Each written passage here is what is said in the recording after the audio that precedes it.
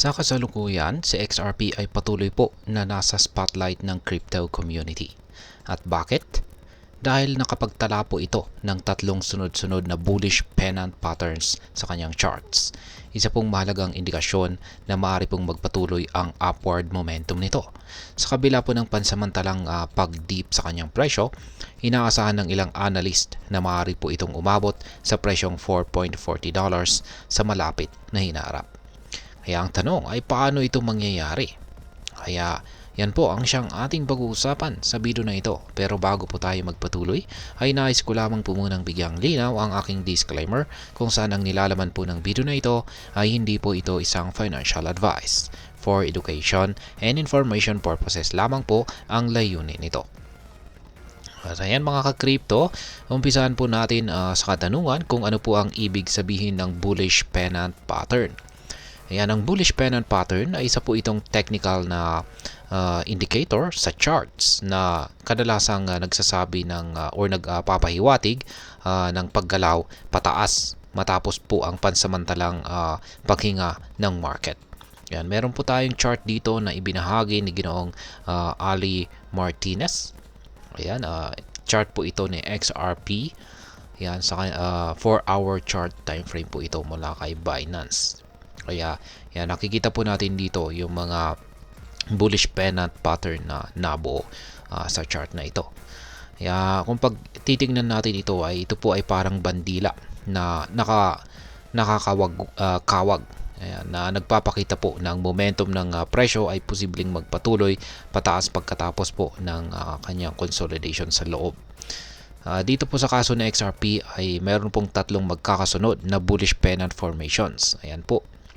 At ito ay nagbibigay po ng malakas na signal na maaring magtuloy-tuloy ang bull run nito.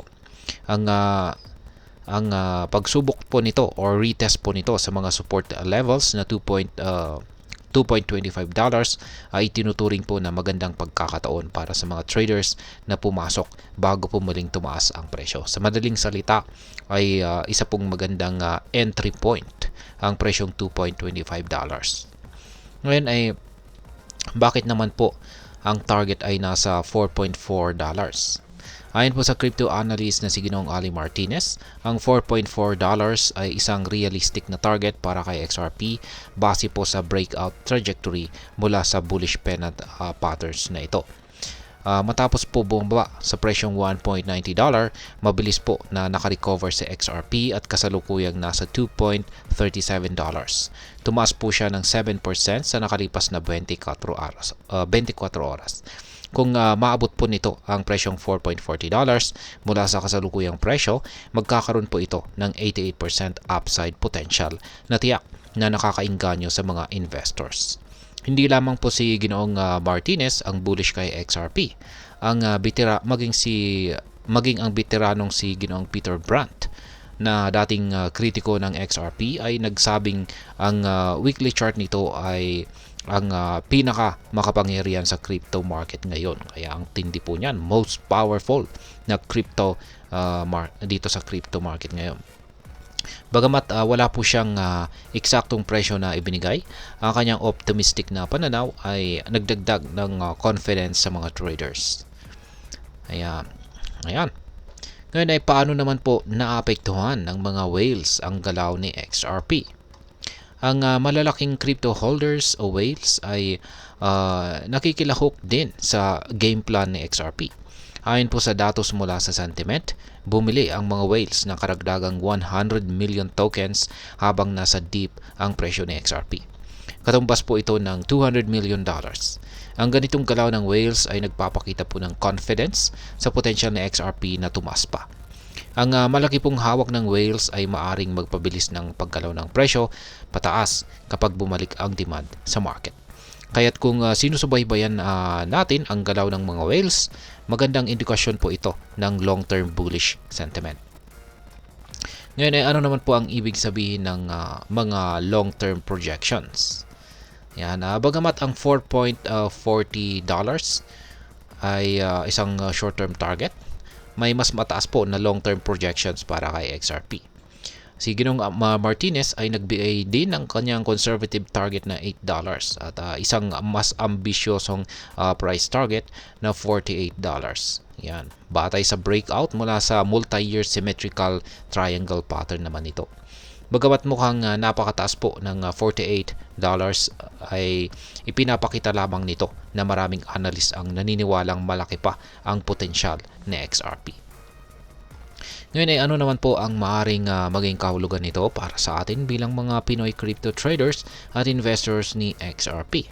Yan, meron po tayong tatlong mga maaring maging epekto nito. Maaring maging epekto ng bullish sentiment kay XRP. Una ay pagkakataon po para sa short-term gains. Ang bullish pennant patterns at ang $4.40 na price target kay XRP ay nagbibigay po ito ng magandang oportunidad para sa mga trader na naghahanap ng mabilisang kita. Kung nakabili po tayo ng XRP sa mas mababang presyo tulad ng $1.90, malaki po ang tubo na pwedeng makuha natin kung maabot nito ang presyong $4.40. Pangalawa ay ang hamon po ng volatility. Kasabay po ng mga oportunidad ay ang mataas na risk na dala ng price swings. Mahalaga pong magkaroon ng tamang diskarte tulad po ng pagset ng stop loss levels upang maprotektahan ang ating kapital sa biglaang pagbaba ng presyo. At pangatlo, ang pag-unlad po sa crypto adoption. Ang patuloy po na bullish sentiment at pagtaas ng presyo ng XRP ay maaari po itong magdala ng mas maraming Pinoy sa crypto trading. Bukod dito, ang mga projects tulad po ng RLUSD na stablecoin ay maaaring magdulot ng mas abot kayang transaction para sa mga OFWs na nagpapadala ng pera sa kanilang pamilya dito sa Pinas. Yan.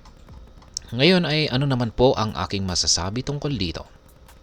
Si XRP ay patuloy po na nagpapakita ng lakas, hindi lamang po sa charts, kundi pati na rin sa suporta mula sa malalaking investors at crypto community.